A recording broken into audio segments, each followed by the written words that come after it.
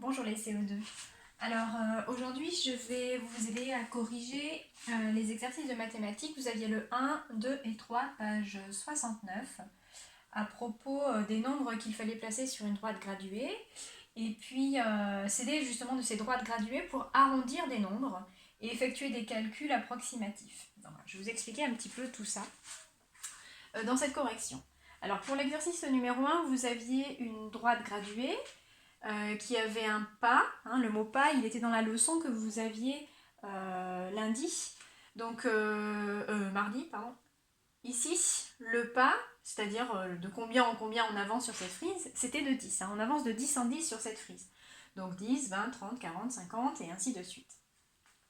On vous demandait tout simplement de placer des nombres sur cette frise. Il fallait les placer approximativement. Approximativement, vous l'aviez aussi dans la leçon, ça veut dire à peu près. Pourquoi on ne peut pas les placer très précisément? Parce que entre 0 et 10, on n'a pas de graduation. On n'a pas 10 petits traits qui nous permettraient de placer précisément le 1, le 2, le 3 ou ainsi de suite. Donc on va placer à peu près. Ça, vous l'aviez dans la leçon. Et pour placer à peu près, en gros, il faut simplement se demander, eh bien, est-ce qu'on est plutôt proche de la graduation de gauche, donc de 0 par exemple, ou plutôt proche de la graduation de droite, c'est-à-dire 10. Quand je veux placer le nombre 6, est-ce que 6 c'est plus proche de 0 ou de 10? Naturellement, certains me diront tout de suite, bah, c'est plus proche de 10, donc sur cette graduation, on va plutôt marquer le 6 plus proche de 10. Si vous avez encore du mal à placer ces nombres, il peut y avoir une petite aide intermédiaire. Il faut essayer d'imaginer un repère au milieu. En fait, entre 0 et 10, qu'est-ce qu'il y a précisément? Ça, on le sait, entre 0 et 10, il y a le nombre 5. Donc quand je veux placer 6, eh bien je demande si 6, c'est plus grand que 5, donc à droite, ou alors est-ce que c'est plus petit que 5, à gauche. À chaque fois, on peut s'aider de ce repère du milieu pour placer les nombres. Je donne un autre exemple du coup. Oui, parce que d'ailleurs, ce n'était pas le nombre 6 qu'il fallait placer. On va placer directement ce qui convenait dans l'exercice. Il fallait placer le nombre 26. Donc, quand je veux placer 26, naturellement, vous allez vous dire 26, c'est entre 20 et 30. Mais attention, même si c'est approximatif, il faut essayer d'être le plus précis possible. Est-ce qu'on place 26 plutôt proche de 20 ou plutôt proche de 30? Si vous n'arrivez pas à vraiment choisir, demandez-vous qu'est-ce qu'il y a au milieu. Pile poil entre 20 et 30, il y a un nombre que l'on connaît qui est 25. Et à partir de là, eh bien, c'est peut-être plus facile pour certains de reconnaître que 26, ça se place plutôt proche de 30, hein, à plus de la moitié de cette graduation. Donc 26 était ici. Ensuite, on vous demandait de placer 33. 33, c'est bien entre 30 et 40, mais plus proche de 30 que de 40, parce qu'on n'a pas passé la moitié de 30 et 40, hein, le repère au milieu qui est 35. Et enfin, 49. 49, c'est entre 40 et 50, mais c'est plutôt proche de 50, parce qu'on a dépassé le milieu qui est 45.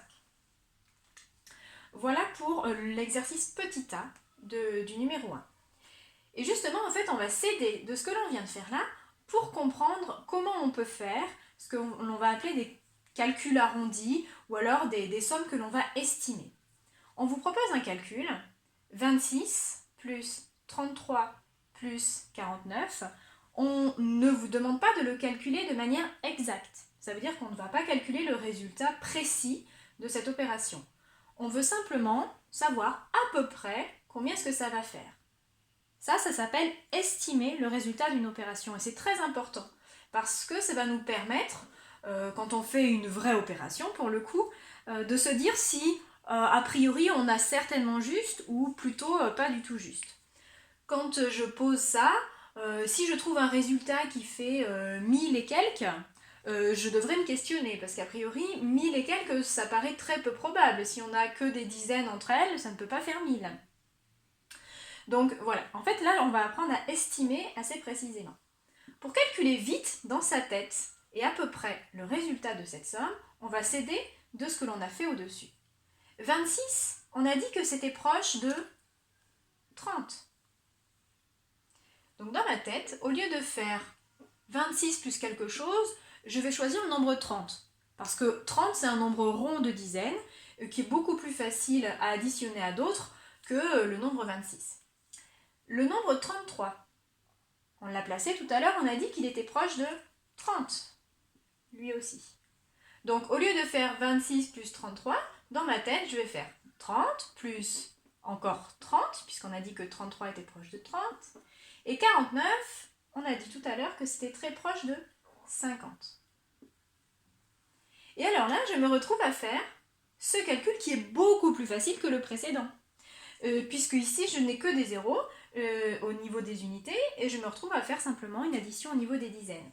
3 et 3, 6, 6 plus 5, 5 et 5, 10 et 1, 11. On a 11 dizaines en tout, c'est-à-dire le nombre 110.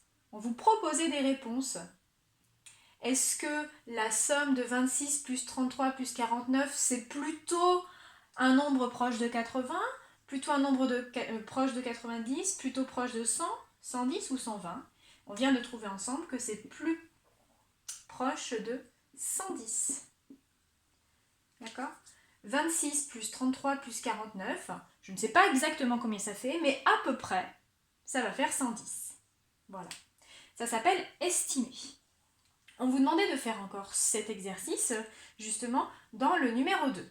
Là encore, vous aviez une somme, 189 plus 325 plus 296 plus 208.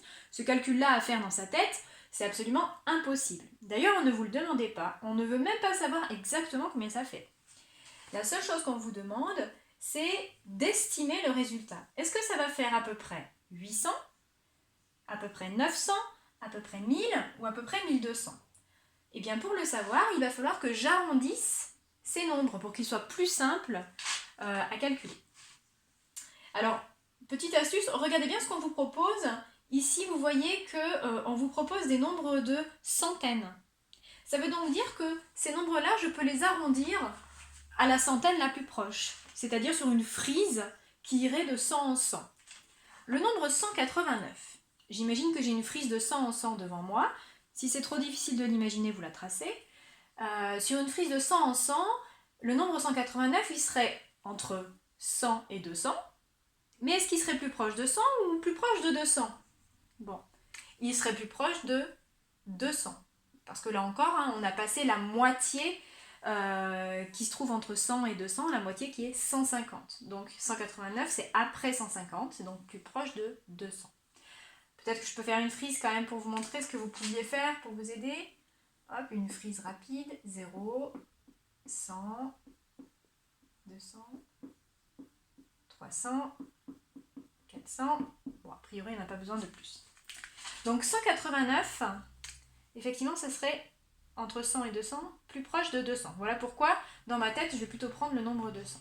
Le nombre 325. Alors, bien sûr, il serait entre 300 et 400. Mais est-ce qu'il serait plus proche de 300 ou de 400? Si on est un peu hésitant, on cherche d'abord le milieu. Qu'est-ce qu'il y a précisément entre 300 et 400? Il y a 350. Donc 325, c'est plutôt avant 350. Hop. Donc 325, puisque c'est ici, je vais choisir le nombre 300 pour arrondir. Il est plus proche de 300. 296, c'est entre 200 et 300. Et puis, est-ce que c'est plus proche de 200 ou plus proche de 300? Là, on sait aussi, si on le place, que c'est plus proche de 300. Et enfin, 208. 208, ce serait entre 200 et 300, et ce serait plus proche de 200. Je vais effacer ma petite ligne pour que ce soit plus net. Donc, s'il y a besoin, vous tracez une petite ligne au brouillon. Vous pouvez aussi vous servir des lignes graduées que je vous ai transmises en format PDF. Ça peut être un bon support quand même pour les élèves au départ. Alors, 200 plus 300 plus 300 plus 200, bien ça je peux le faire dans ma tête. C'est ça l'intérêt.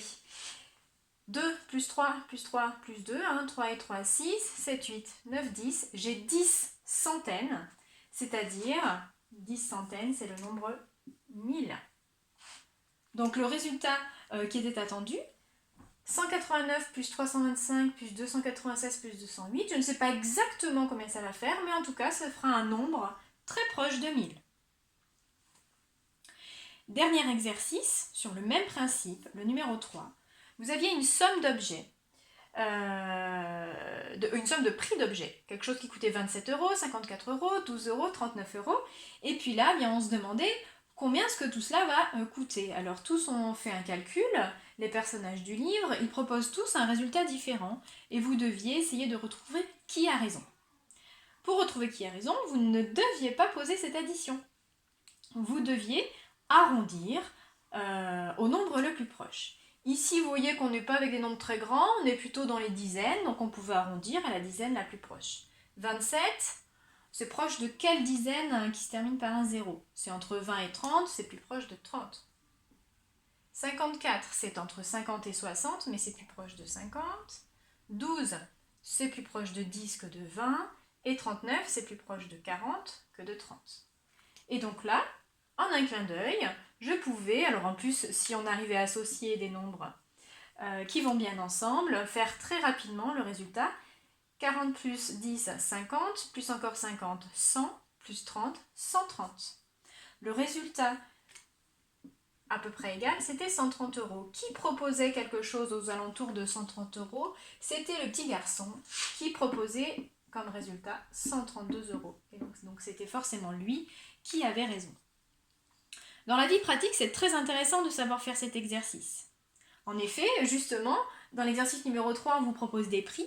Quand vous êtes dans un magasin, que vous n'avez pas, tout le monde ne se promène pas avec une calculatrice pour savoir combien on va devoir payer à la caisse, mais quand même, quand on met les articles dans son caddie, on pourrait se questionner, se dire bon bah ça c'est à peu près 5 euros, ça c'est à peu près 10 euros, ça c'est à peu près 2 euros. Normalement, quand je vais arriver à la caisse, j'en aurai pour à peu près 50 euros.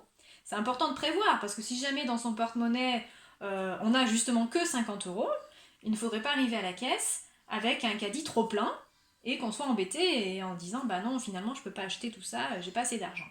Donc ça c'est très intéressant de savoir le faire pour votre vie pratique de tous les jours. Voilà, donc ça s'appelle, là ce que l'on fait, on arrondit les nombres. Pourquoi on dit qu'on arrondit? On arrondit parce que simplement à la fin il y a un zéro comme un rond.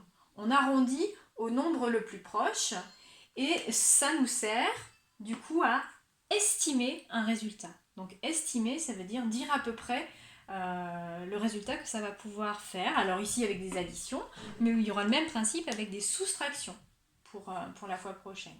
Donc voilà, des nouveaux mots mais qui sont importants. Arrondir, estimer, il va falloir les connaître. Le mot approximatif aussi, qui du coup est un adjectif, veut dire la même chose qu'estimer. Enfin, approximatif, ça veut dire qu'on place à peu près sans être trop précis. Voilà. Bon, j'espère que du coup cela vous aura aidé. Et il y aura d'autres exercices sur ce même modèle, mais avec des soustractions. Donc ce sera exactement la même méthode. Allez, à bientôt, bon courage!